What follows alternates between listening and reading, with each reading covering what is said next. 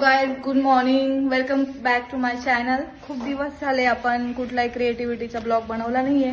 आता आपला येत आहे क्रिसमस आणि क्रिसमससाठी आम्ही स्कूलमध्ये क्रिसमसची पूर्ण तयारी करत आहोत.